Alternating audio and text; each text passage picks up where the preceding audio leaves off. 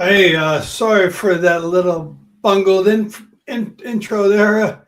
I thought we were going to share a little intro. We didn't catch it, so apologize if you saw me chugging down a little bit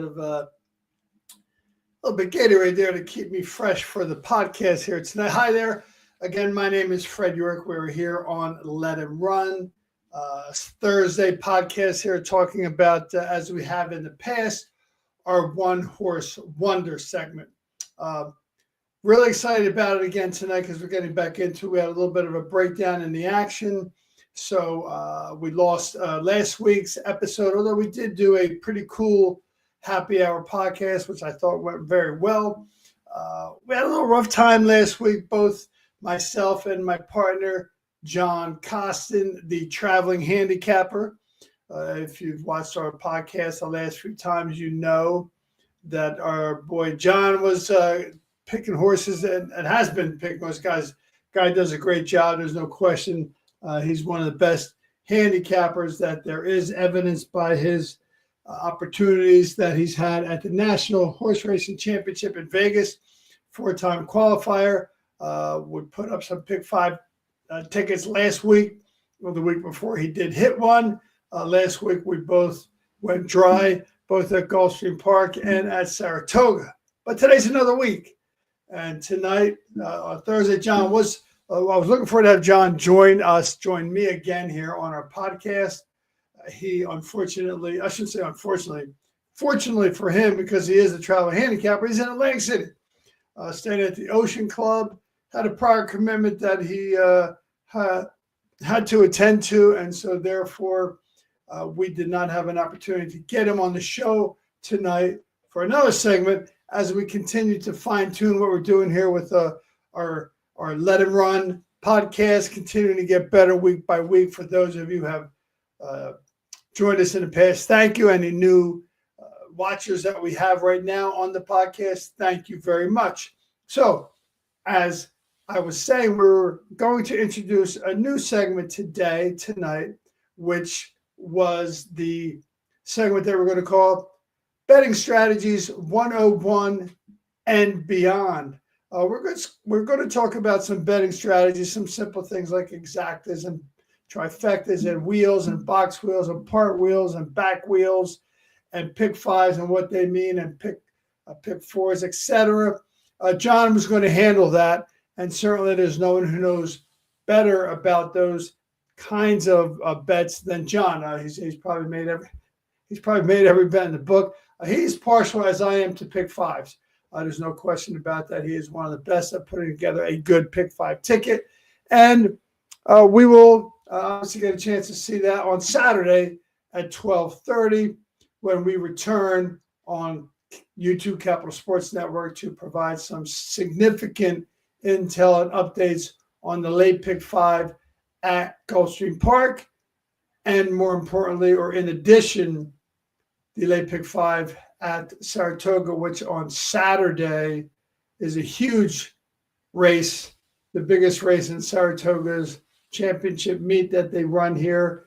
And there's no question the Travers is one of the biggest races all year. This year, some handicappers, some horse racing fans, a little disappointed. Another 5-horse field led by probably the championship 3-year-old horse Sovereignty, likely to be the champion 3-year-old horse this year. No question, already has made his mark in horse racing history with the way he's been running. He'll get another chance, another opportunity on Saturday in the Travers. John and I are going to look at races 9 through 13 on Saturday very deeply, which is the late pick five, which ends in race number 13 with the Travers. There's several tremendous other races, 4 other graded stakes races in that sequence with some tremendous horses. We're going to take a close look at that on Saturday. But tonight, I'm going to look at our segment on one horse wonders. And just to clarify what that means for any of our new viewers, one horse wonders means I'm going to look at a horse and just wonder why. What makes me wonder about this horse? Doesn't mean it is going to be our top pick. It doesn't mean it is going to be one of our top contenders. or we're talking about a horse that makes us wonder. And there's each race through the sequence at the late pick 5 at Gulfstream Park, the late pick 5 at Gulfstream Park, there is one horse in each race that makes me wonder. And you're about to find out why. So let's begin right now and go ahead and talk about the one horse that makes me wonder in race 7 at Gulfstream Park, which is claiming $8,000 non-winners of 2 lifetime mile and 70 yards on a synthetic, on the Tapeta, whatever you like to call it. It's an artificial surface. So it's a mile and 70. Again, a nice little field of some horses. The horse that makes me wonder, this horse, is the number 6, Mr. Brazil. This horse was purchased for $125,000. He's only made about $38,000 in his lifetime. And now he's up for claim for $8,000. They had some high expectations when they bought him. Of course, the high expectations, have gone a little bit wayward now at this point when he's in a race where he's up for claim in $8,000. Not saying he can't win. He's got a good chance to win. The horse certainly, I would say at this point, is in form. He missed by a neck last time out with Lionel Reyes aboard in a race at this level, put up a good number. Now he's up for claim. What's interesting about this horse, and what makes me wonder, is he was originally trained by Todd Pletcher early on. They put him in a maiden special weight at Gulfstream Park, did not win that race, and then it was trained by Rodolfo Garcia, and now being trained by Ronald Coy, who, interesting, is also the owner, Coy Stables. So those kind of connections, those kind of things, certainly, I don't know what they do for you, but they definitely make me wonder, and that is our one-horse wonder in that race, the number 6, Mr. Brazil. Again, not my top pick, not my top contender, or no, maybe they are my top pick or my top contender, but that's not what we're talking about here tonight. That's what we're going to talk about on Saturday at 12:30 on YouTube, Capital Sport Network, where I'll definitely have my partner, my traveling handicapper, John Costin, with me to talk more about Saratoga. But let's go to race 8. This is a really interesting race. It's a maiden special weight, $70,000, 6 furlongs on the dirt. Every horse in this race makes me wonder, but there's one horse that really makes me wonder. It's the number 3, Strategic Reserve. This horse was purchased for $425,000. Something in this horse that people saw made them want to buy this horse. $425,000 is not cheap. And it made a special weight here, 6 furlongs on the dirt. What I find interesting is if you add up the cost, the fees that every other horse was purchased for, put them all together, the other 5 horses, put all the prices that they were purchased for, $129,000 total. This horse was purchased for $465,000. Do the other horses know that? I don't think so. But the point is, this horse is a 45 morning line, likely to be the winner. Don't know if it's my top pick. We'll talk about that on Saturday. Certainly, it's going to get a lot of attention at the windows for that price, $465,000 out of a Munnings sire. Got some serious workouts to prepare for this race. So it's just interesting. It just makes me wonder, where is this horse going to go? I wonder what this horse is going to be like. Certainly going to get a chance to show off on Saturday at 4:47 at Gulfstream Park in race 8. That's the other horse that makes me wonder. Okay, let's move on to race 9, a 5 furlong sprint on the turf. Post time for that race wasn't posted, I think probably because it's going to be near the time that the Travers is going to be running. I don't think they want to conflict, so they didn't put an actual post time, but it's going to be somewhere obviously between race 8 and race 10. That I can guarantee. Just a comment about this. Well, a comment about Gulfstream Park on Saturday. It just looks like, they're going to start racing for the weekend tomorrow on Friday, and they race Friday, Saturday, Sunday. But boy, does it look seriously wet down there with thunderstorms possible all day, every day, Friday, Saturday, Sunday. So I don't know what that's going to do, but you can stay tuned Saturday at 12:30 to be sure to, to check into our show at 12:30 on YouTube, where we're going to get the updates and intel on Saratoga and Gulfstream. And Johnny Costa gets some serious intel from his resources and the sources that he has access to, but it doesn't get it until Saturday. And that's why we run our podcast on Saturday at 12:30. Obviously, Saratoga is going to continue to run until Labor Day, and then we will move on to some other tracks that are going to be available for us to look at. But there's no question that John and myself, and particularly John, get a lot of information from the resources and the sources we have to make our picks obviously a little bit more informative on Saturday. So be sure to tune in on Saturday at 12:30 on YouTube, Capital Sports Network. Okay, race 9 is obviously claiming $25,000 5 furlongs race. Got some interesting horses in this race, and I'm wondering actually about 2 horses. Both of these horses are coming in from Chile. I love to say the Hippodromo. That's where they race a lot of horses down there in Chile. And interesting that both the 4-horse Ventura and the 6-horse Beach Colt are Chile horses who are coming in for trainer Amador Sanchez. Don't have a lot of feedback on these horses as far as they're looking back on any of their races. They're both here working out at Gulfstream Park, working out pretty well, actually. But I think those horses are interesting when they come in from Chile. Amador Sanchez is a trainer who's done this a couple times, and I'm not sure exactly how he worked out in the past, but I think he's certainly done this a few times. So, we've got to understand that he likes doing this.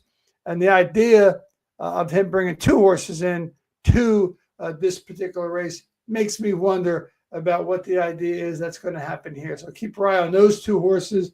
We'll talk about them again a little more extensively on Saturday at 12:30. All right, let's go to race 10. Another horse in here that makes me wonder. And hopefully when you hear what I'm about to say to it, it'll make you wonder as well.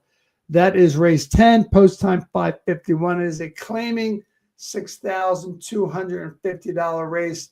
Basically, the lowest level of claiming that you're going to find here in Gulfstream Park.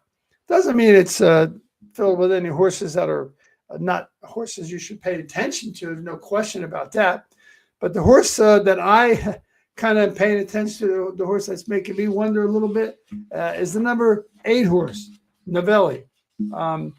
I've talked often about horse racing, a jockey that comes in for an only mount.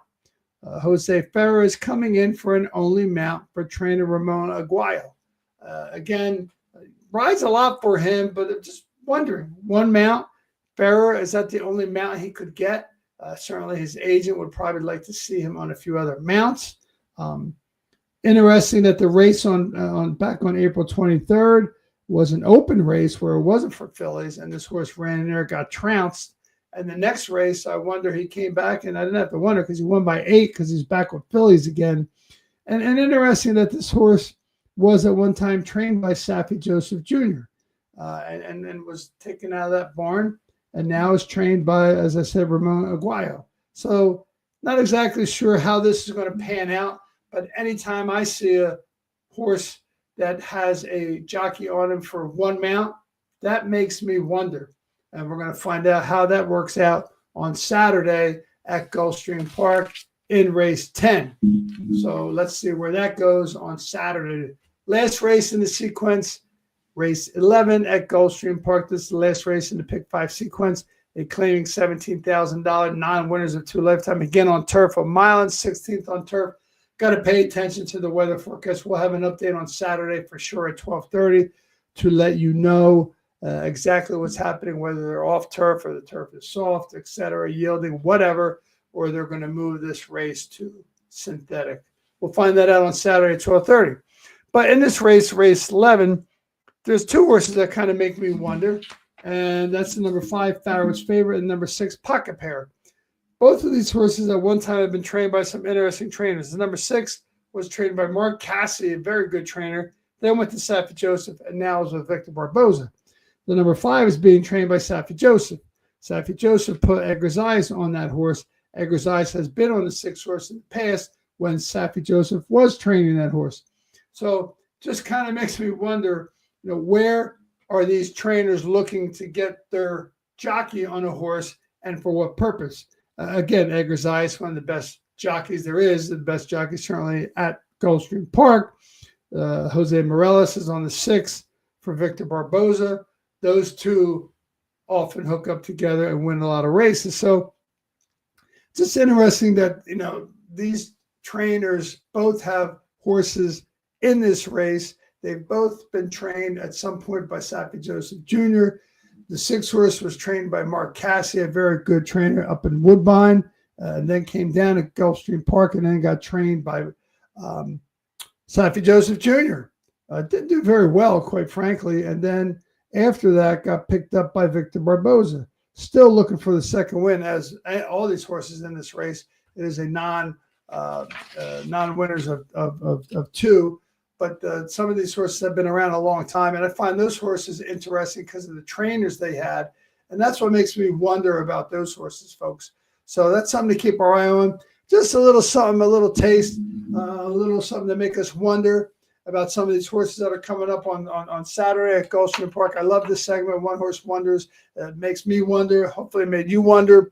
On Saturday at 12:30, we'll talk a little bit more detail, a little more intel, insight, and analysis of the late pick 5 at Gulfstream Park, races 7 through 11, and the late pick 5 at Saratoga, which is extremely intriguing.